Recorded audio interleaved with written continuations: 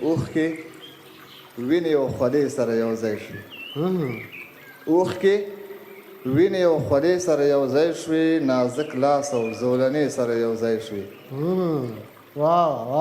سرې مرمۍ سپینې سینې سره یو ځای شوې، تنکۍ غوښې او لمبې سره یو ځای شوې. ډېر ښه، ډېر ښکلی، ډېر ښایسته. اوښکې وینې او خولې سره یو ځای شوې، نازک لاس او زولنې سره یو ځای شوې، سرې مرمۍ سپینې سینې سره یو ځای شوې، تنکۍ غوښې او لمبې سره یو ځای شوې. لوږې تندې شبګیرې سره یو ځای شوې، اغزي کاڼي او پښې سره یو ځای شوې.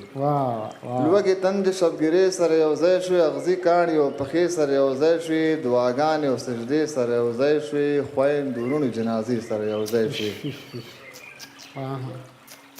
لوږې تندې شبګیرې سره یو ځای شوې، اغزي کاڼي او پښې سره یو ځای شوې، خویندې وروڼو جنازې سره یو ځای شوې، او دعاګانې او سجدې سره یو ځای شوې. ترېنه جوړه مسته ناوې د حریت شوه، دغه رنګ رنګ حادثې سره یو ځای شوې. او الله دې وکړي چې بوج نه شي، د یو څو مات ګوډې کرښې دي. ترېنه جوړه مسته ناوې د حریت شوه، دغه رنګ رنګ حادثې سره یو ځای شوې. نمرودي اور نه راوتلی یم، خلیل د وخت یم.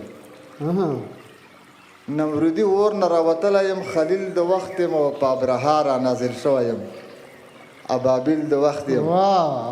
ډېر ښه. نمرودي اور نه راوتلی یم، خلیل د وخت یم، په ابرها را نازل شوی، ابابیل د وخت یم، افغانستان یم د وخت د موسیانو کور یم. صحیح څه؟ افغانستان یم د وخت د موسیانو کور یم، او د وخت فرعون غرقوم رود نیل د وخت یم.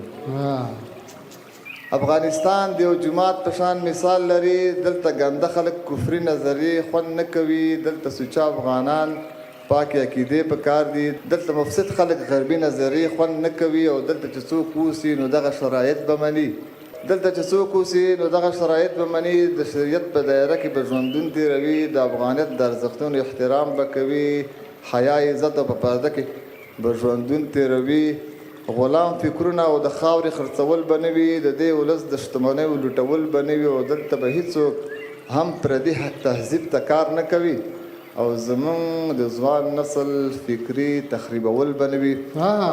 او آخري یو درې بیتونه درته وایم، وایي په همدې راته دا ځان جنتي ښکاري، په همدې راته دا ځان جنتي ښکاري، چې د وخت په دوزخیانو بد لګېږم.